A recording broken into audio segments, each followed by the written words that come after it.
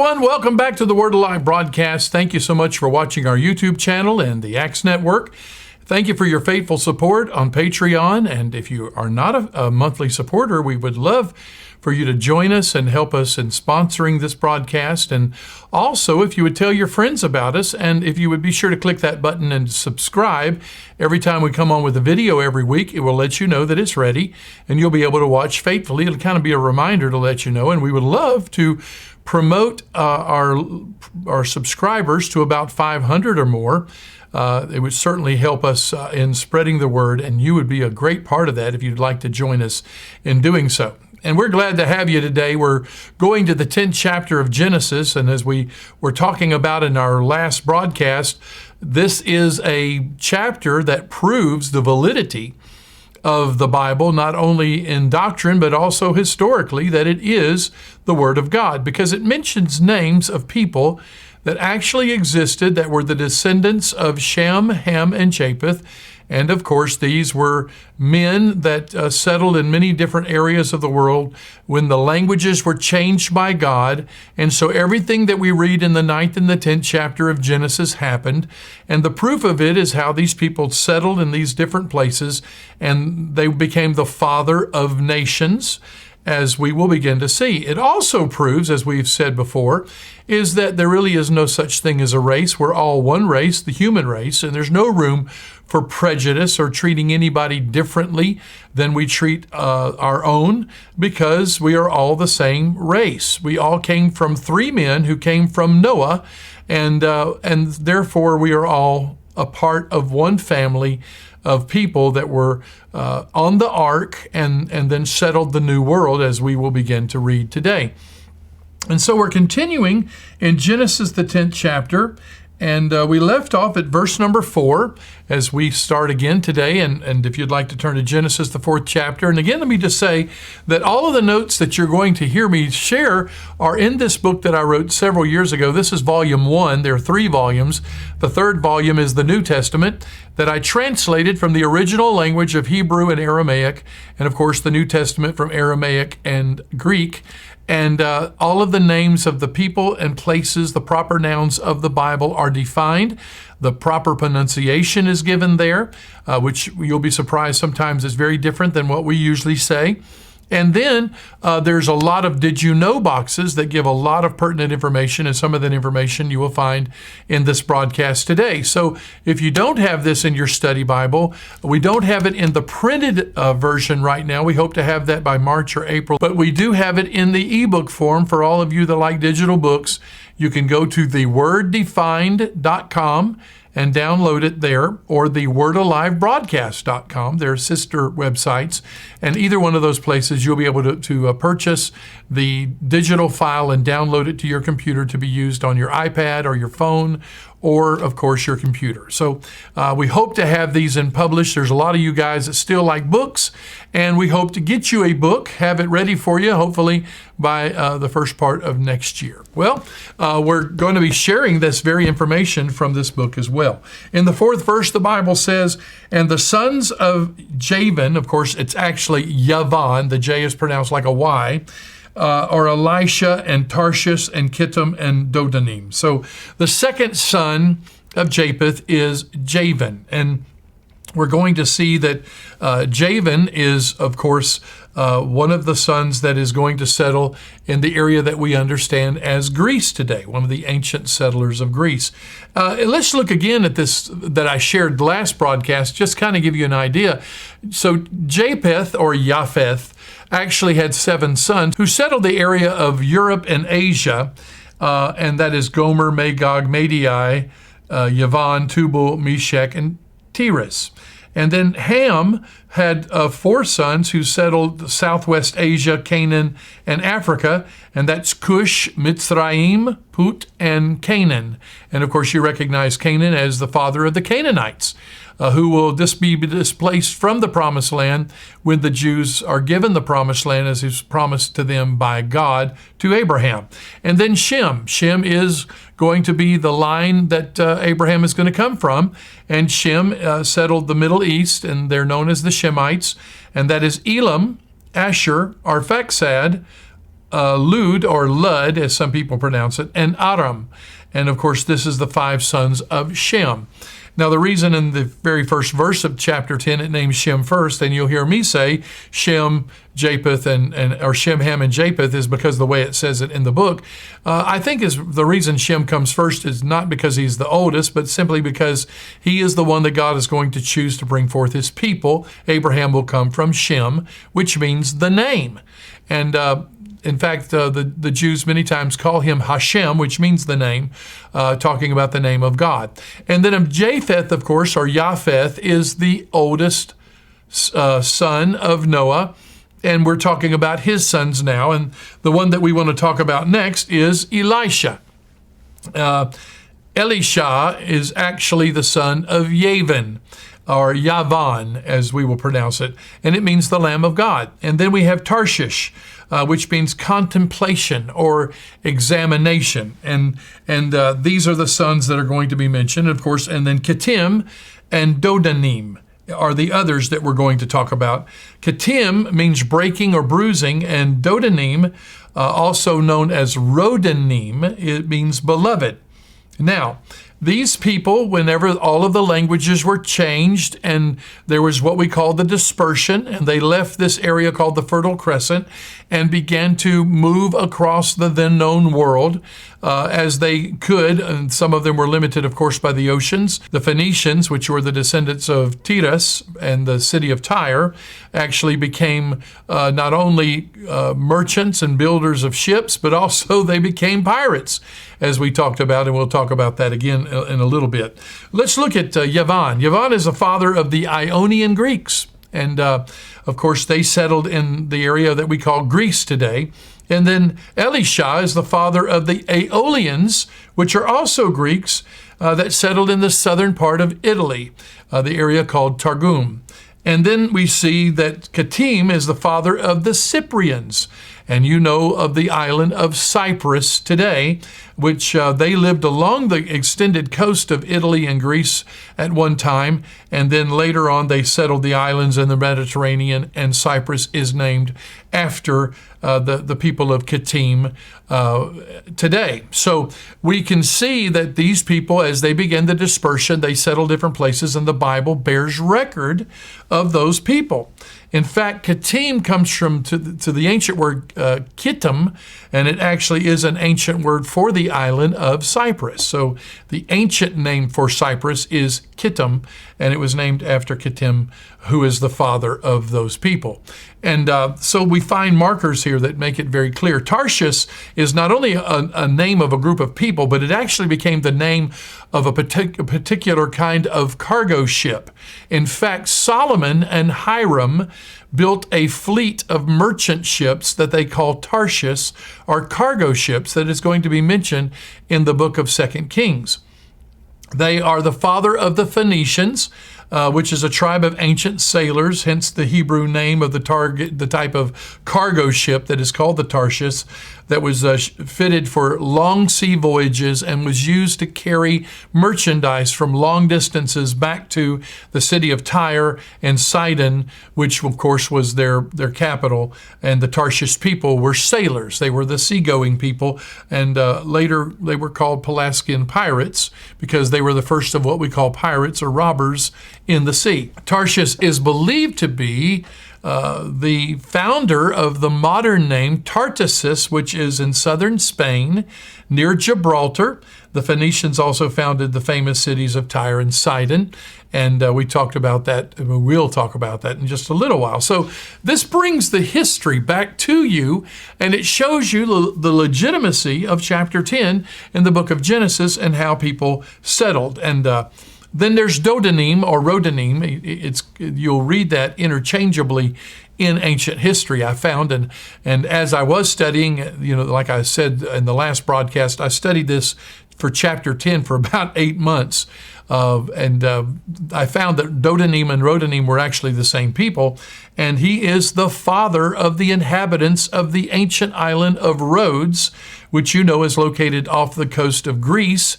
And it is the home of one of the 7th wonders of the world that doesn't exist today, which was called the Colossus Davis of Rhodes, which was a huge statue that his legs literally spanned the opening of the harbor on the island of Rhodes. And sometime back, I was supposed to go to the island of Rhodes with a dear friend, but that didn't work out. And hopefully, maybe when all of this pandemic is over, I'll still get to go and spend some days there, because there's a lot of archaeology there that is very interesting. And I am very interested in archaeology. The island of Rhodes was the home of the legendary Colossus of Rhodes, which was the seventh ancient wonder of the world. And then we have Ham. He's the youngest son of Noah, and we're going to talk about Ham as well. So first of all, the sons of Japheth and all of their sons, and we've talked about where they came from and where they settled and the people that they became the fathers of and the nations that they fathered, and some of them are still existed today in some form or another. Then the next son we're going to talk about is Ham.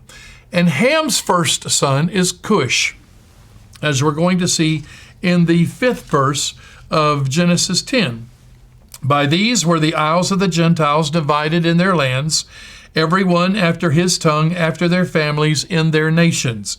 And the sons of Ham are Cush, and Mitzrayim, and Put, and Canaan. Now, the sons of Ham. First, let's talk about Cush. It means blackness or heat.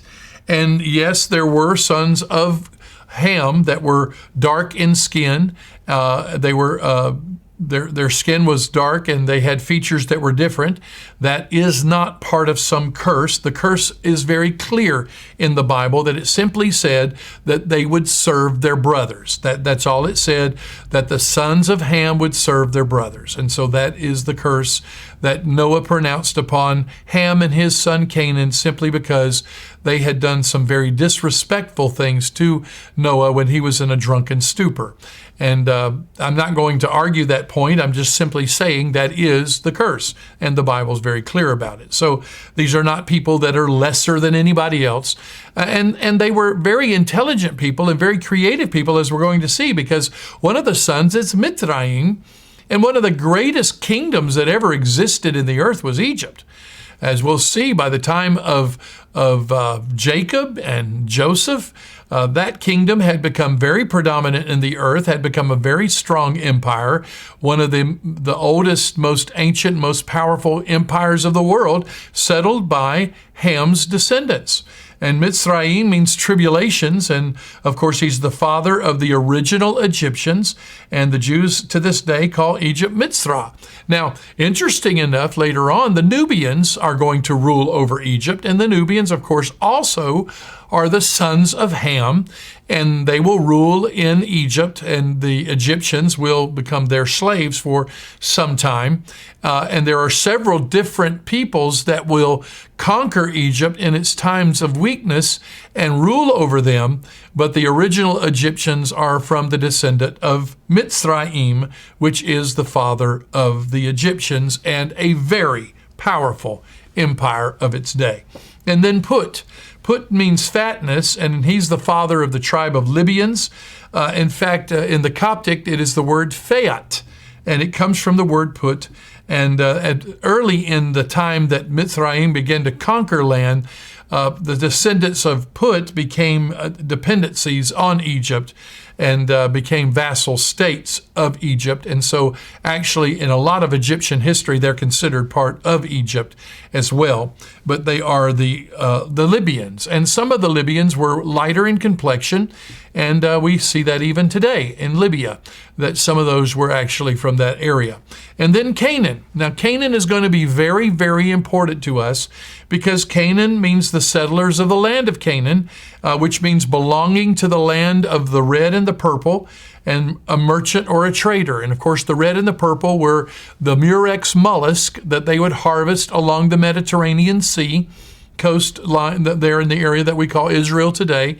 And they would heat them, and it would release a dye of crimson or purple. It's called the Tyrian purple. And they would sell that to the royalty, and they will do that for generations upon generations. And the Canaanites become very, very wealthy. Now, they are the descendants of Ham, but they become very wealthy and very organized. And they are quite a people to have to deal with when Joshua begins to conquer Canaan and the land of Canaan from Canaan and the Canaanites. They are very advanced, as we see in Jericho, one of the most ancient cities that has been continually occupied in the old world. Jericho, of course, was a very strong city, very advanced for its time, and they were the descendants of Ham, or Ham, as it is pronounced. And then, of course, there is Seba, and we're going to read that in the 7th verse. And it says, and the sons of Cush, going back to the first son, is Seba and Havilah and Sabta and Raamah and Sabteka. And the sons of Raamah are Sheba and Dedan. So let's look at the sons of Cush now. The first one, of course, is Seba, and actually means a drunkard or to stagger. Seba is the father of the Sabian Ethiopians, or what we would call the tallest and comeliest. There was some explorers that actually found them and discovered them and said that they were the tallest of the Africans that they had seen and the most attractive. And these, of course, are what we call the Sabian Ethiopians, and they were very tall men. And this would be a descendant of Cush, which is the eldest son of Ham. And then, of course, we have the Sabians in history, as we study, that they were mercantile people. They actually became very wealthy in textiles and selling of textiles, just like the Canaanites. And they provided the inhabitants of Tyre and Sidon and some of the wealthier cities that began to emerge in the ancient world, like Athens and these primary cities of these ancient civilizations, with precious stones and gold, and also they provided spices as well as textiles, and they became very wealthy merchants. And then there's Havilah, or Kavilah, which means to labor or to bring forth, and this is a father of a African Arabian tribe that migrated to the coast of Africa and settled there. And then you have Sabta. Sabta means to go about or a circuiting, which indicates that these people were nomads, that they traveled on a continual basis, and they settled the area that is called the Euphrates and became the original Babylonian people under the first Nimrod, which was the grandson of Noah. Now, Nimrod is the name of the king. In other words, every king from that point on will be called Nimrod. Nimrod the first, Nimrod the second. That's not their name. The actual name of Nimrod the first was Tukulti Ninurta, the grandson of Noah, and he was the founder of Babylon and also the area that we call Assyria, because he has a son named Ashur that we're about to talk about, and he is the father of the Assyrians. So all of these people that you read about in the Old Testament, we are seeing their beginnings and we're seeing their lineage, and it is recorded in the 10th chapter of Genesis, which to me, as I've said before, I feel is a valuable gem in the Bible. Raamah means greatness or thundering or trembling. He is the father of a southwestern African Arabian tribe who settled the area called Mayin in the northern part of Marib. And Mayin was the capital of the old Midian Empire that we read about. And we understand that the Midian kingdom became very, very mighty in its day, and certainly a kingdom that had to be dealt with. The Midian kingdom came from Raamah. And then Sabteka. Sabteka means the cause, the wounding. They were warriors, they were vicious, they were conquerors, and they were marauders. They were the first thieves or mercenaries that would travel about, and like we would liken unto the Vikings, this would be the Vikings of that day, and they are the Carmanian Arabs who settled in the eastern part of the Persian Gulf when they weren't out marauding and tearing down and burning cities and conquering things and robbing things. So they have a very colorful history. And they are, of course, the descendants of Cush, which is a descendant of Ham. And then Sheba. Sheba means to be captive to an oath. He is the father of an Arabic tribe that bears the same name and settled among the Philistines in Canaan. Okay, he traveled along with the Philistines, and we'll talk about who the Philistines were in another broadcast, but they are Sheba, and they actually were servants to the Philistines, and they were a very vicious fighter, and like their brothers, Sabteka, they were fighters, they were marauders, and they traveled as a nomadic tribe and connected themselves to other conquering tribes for whatever they could be paid to be able to do that. And so we're seeing the history here of the descendants of Ham. And, they weren't a cursed people as far as some curse that was put on them, other than they would serve their brothers. And we find that whenever they come in contact with their descendants of their brothers, they lose. Why? Because of the curse that God had pronounced through Noah. Now, we're going to continue to study this as we look at Dedan. And Dedan means abreast in friendship, and he's a father of an ancient nomadic tribe of merchant caravans. And they were called, even up until the Roman Empire, the Dedanim, because they traveled all over the different deserts on the caravan routes, and they were merchants that would carry wares from one place to the next. And they would live in goatskin tents, and even much like what we see the Bedouins of today that still settle the area in and around Israel. I have actually been in a Bedouin tent and have met with Bedouins before, and they are very interesting people. And I wouldn't want to live like that, but they are very interesting, kind people and very hospitable whenever you are invited into their tent. They are very kind. And so we're studying the descendants here, and we see that we have Dedan, and then the Bible shifts a little bit, and it says, and the final son of Cush, and this is not one of the sons that is mentioned, is Nimrod. And Nimrod is a word that means a rebel. It is the word that the descendants of the Hebrews gave to this man because he is the founder of idolatry. In fact, he begins to make himself a god. He marries a woman by the name of Semiramis. They have a child by the name of Tammuz, and it is the beginning of idolatry in the new world again. So again, because man is wicked, man is evil, he begins to gravitate away from worshiping the one true living God. Shem and his descendants will continue to serve God and love God and serve God. But we will find that Nimrod, which is a son of Ham, is going to begin idolatry, and he's going to establish his own kingdom called Babylon, which means the gate of heaven. But the Hebrews called it to murmur, or to Babel, because it is named after the Tower of Babel, where all of the languages were changed. And Nimrod was the world ruler before the languages were changed, and people began to move away, and Nimrod lost his authority and power. But he will continue through a very mighty kingdom called Babylon, and his son Ashur will, of course, establish a kingdom called Assyria, and they will become major powers in the world, and they are recognized even by science and history today in the Fertile Crescent, which is where Babylon is built.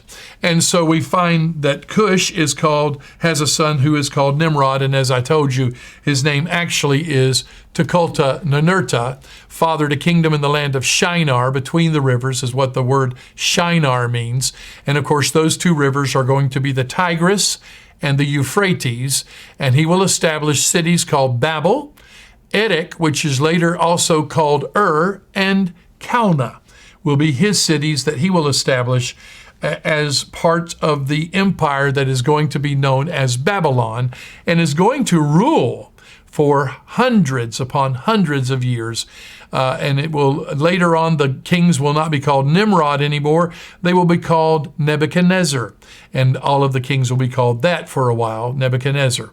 There's Nebuchadnezzar the first, which means the crown of Nebuchad, or the crown of Cod, which was the sun king that they began to worship.